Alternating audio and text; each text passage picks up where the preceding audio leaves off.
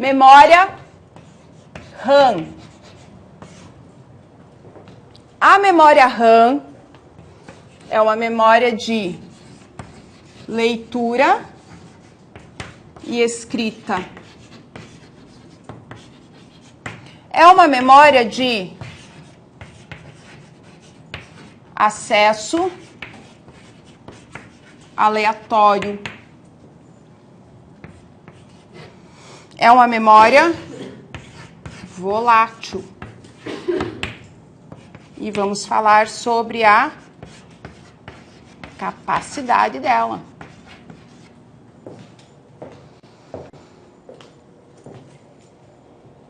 Então, leitura já sabemos que é acesso. Eu posso acessar os dados na memória RAM e eu posso gravar, escrever dados na memória RAM. Acesso aleatório. Existe também um tal de acesso sequencial. Então, se fosse o acesso sequencial, essas cadeiras aqui, a sala, fosse uma memória de acesso sequencial e vocês fossem os dados. Quando vocês entraram, ia sentar um em sequência ao lado do outro. Vocês lembram de algum exemplo de acesso sequencial? Não, de armazenamento, assim, vamos falar de memória. Me contam isso porque não é da minha época, né? Que eu tenho só 23 anos. Mas me falam que antigamente existia uma tal de fita cassete, que para você ouvir música, se eu queria ouvir a quinta música, né, do lado A, que tinha os lados ainda, você tinha que passar pelas 4 primeiro, ou seja, um acesso sequencial. E fita cassete é usada na informática, tá?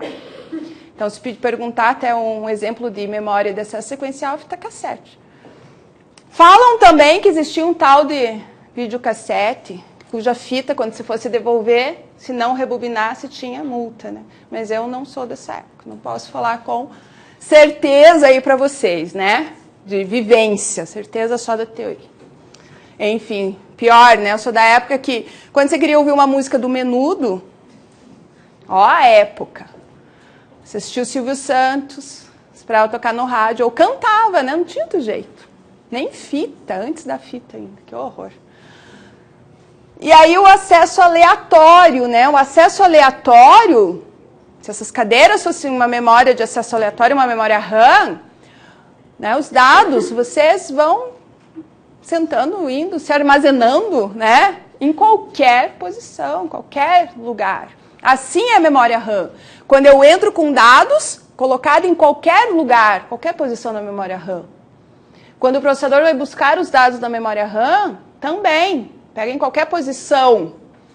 Se ele acessar uma informação que está na frente, é a mesma coisa acessar uma informação que está lá no fundo. Como o pendrive, né? Eu já vou escolher um arquivo, vai direto. É um acesso aleatório.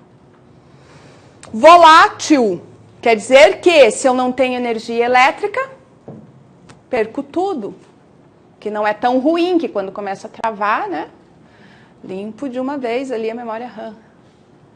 E a capacidade da memória RAM é em kbyte, byte, gigabyte, megabyte, terabyte.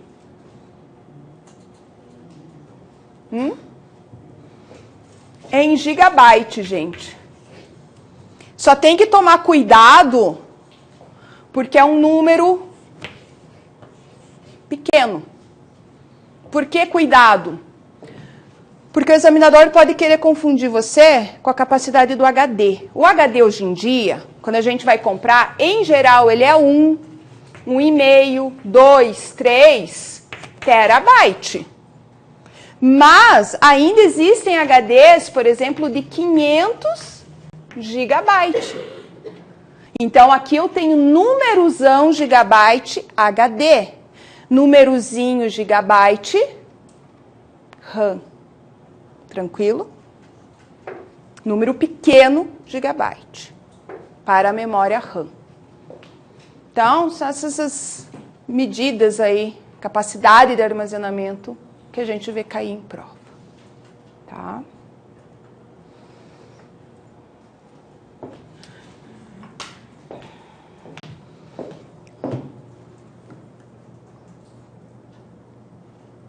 A memória RAM, ela é chamada de memória principal.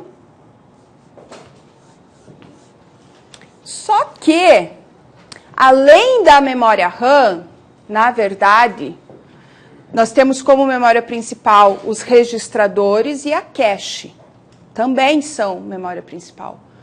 Só que como a RAM é essa memória indispensável para o computador funcionar, em geral o examinador, quando fala um conceito, está falando memória principal, ele está falando, se referindo à memória RAM, não registrador ou cache. Então tem que ler com atenção, ver quais são as outras informações que ele está colocando na questão para você conseguir diferenciar, prestar atenção nisso. Por exemplo, se ele coloca assim,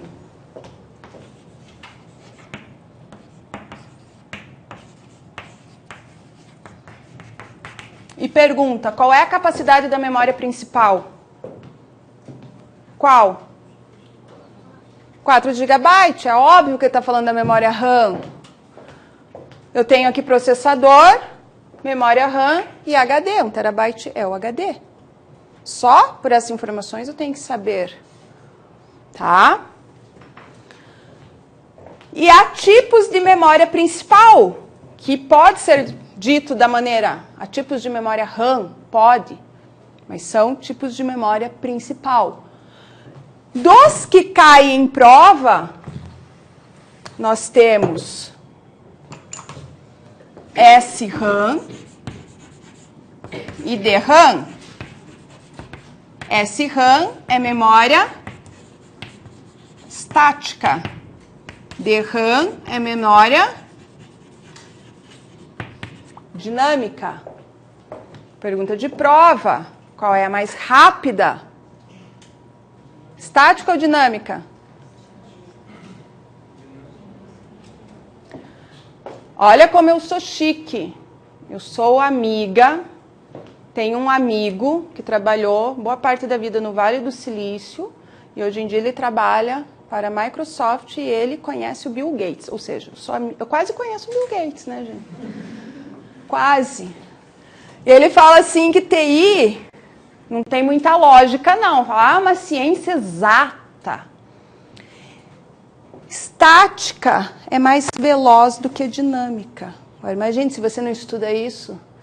Você chega na prova e fala assim, nossa, uma questão fácil. Fácil nada. Então, a estática, ela é veloz. Vocês lembram lá nos registradores que eu falei, escreve do lado SRAM?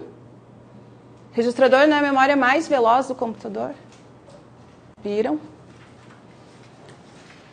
E dinâmica, ela tem o quê? Maior capacidade de armazenamento. Eu não falei que sempre eu tenho uma ponta velocidade e na outra capacidade? Sempre. Sempre. Então, isso que a gente tem que saber dessas duas memórias, além das memórias principais, registrador cache e memória RAM, qual usa qual.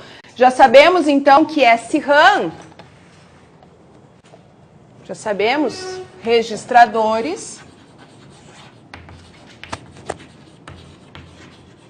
Vamos estudar daqui a pouquinho a cache.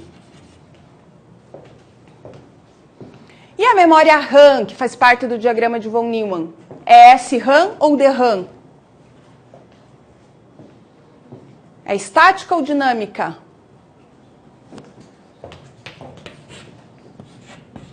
Usualmente, foi a palavra que CESP usou para cobrar isso.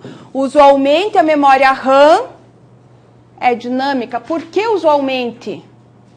Porque existe, já foi fabricado memória RAM estática, só que fica caro. Memória RAM precisa de maior capacidade de armazenamento, eu preciso. Capacidade com velocidade, velocidade é caro. Aí, até nomeado no TJ, você vai pensar, poxa, mas será que eu compro computador com a RAM estática? Então, o fabricante quer vender. Então, ele fabrica como dinâmica. Então, usualmente, não pode proibir. O examinador não pode dizer não existe. Mas os computadores que a gente tem em casa, que a gente vê na maioria aí, são RAM dinâmica. Tranquilo?